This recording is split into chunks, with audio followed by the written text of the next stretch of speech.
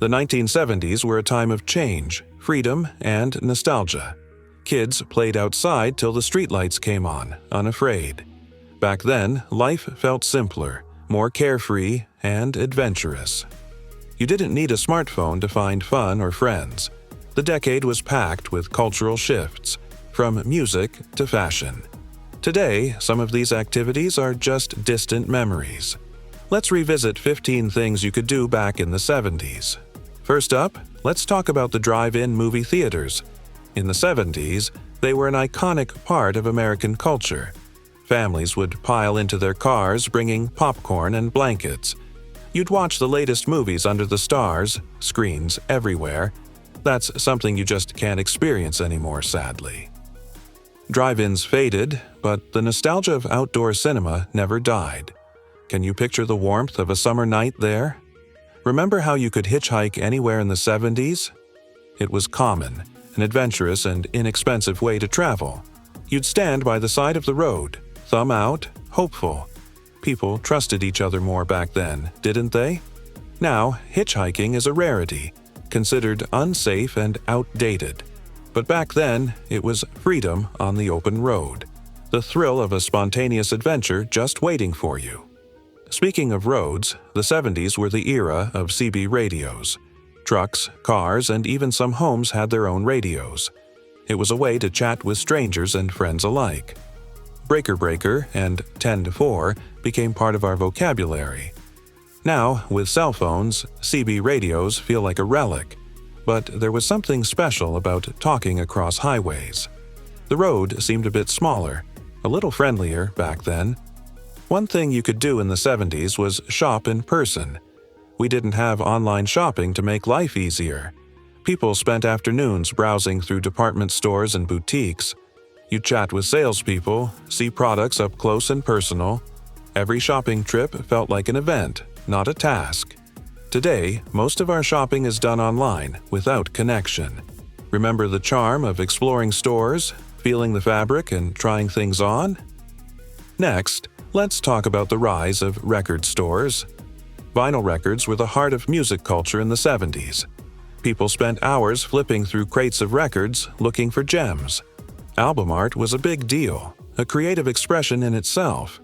You could buy your favorite album and immediately play it.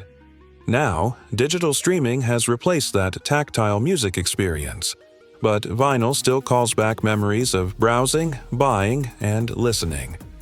Back in the 70s, you could walk into any arcade. The sounds of pinball machines and video games filled the air. Kids spent hours and quarters trying to beat high scores.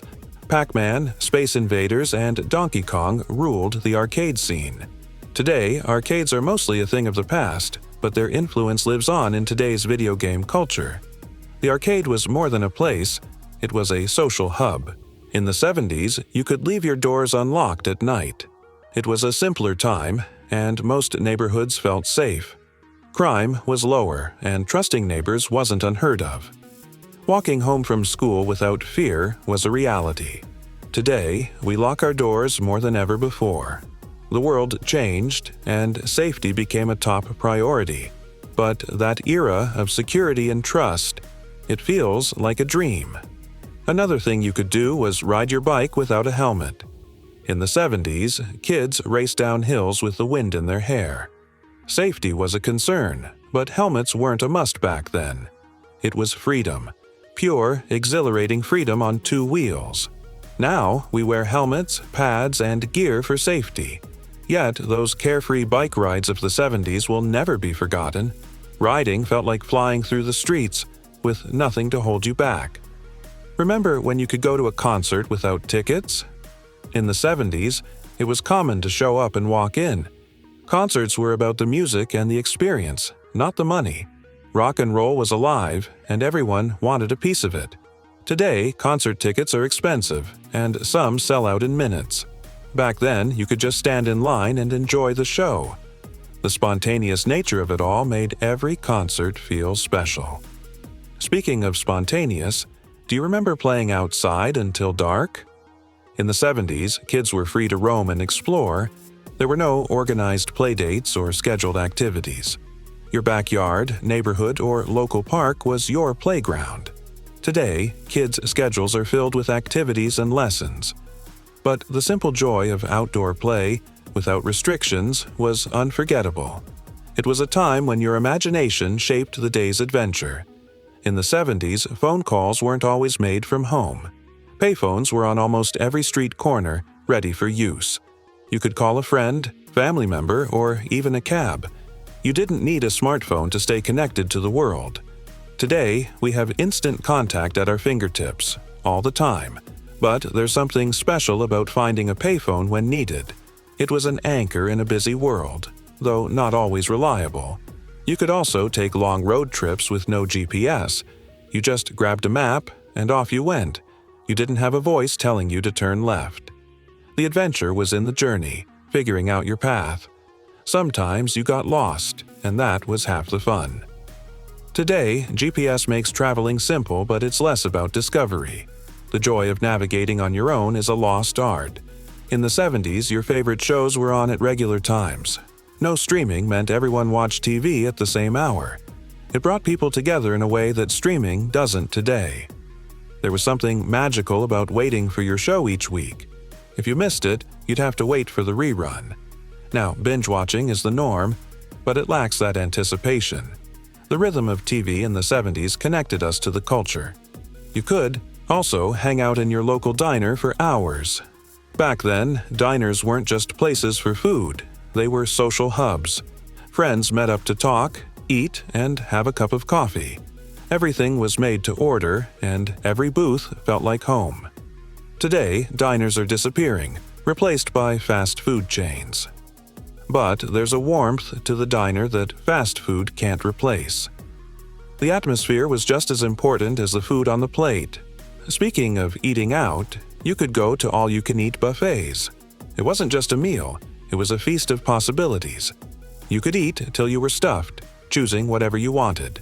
Family gatherings centered around buffets where everyone got their fill. Now, buffets are fewer and far between, with a focus on quality. But that feeling of endless options, it's hard to forget. Those were the days when more was definitely more. Another freedom from the 70s was the simple, unregulated toy aisles. There were no concerns about age-appropriate or safety standards. Toys were colorful, quirky, and made to fuel your imagination. Kids could pick out a toy, bring it home, and play instantly. Today, every toy aisle is carefully curated and safety-focused. But back then, toys felt more experimental, creative, and fun.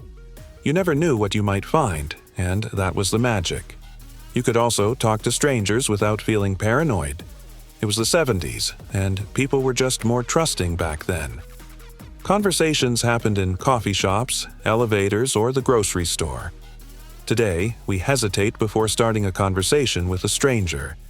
Yet, in the 70s, you could strike up a conversation anywhere. Those simple interactions made the world feel a little bit warmer, and that level of trust and openness is something we miss. How about community carpooling? In the 70s, it was common to share rides. Friends, neighbors, and even strangers would hop into the same car. It was cost-effective and helped build community bonds.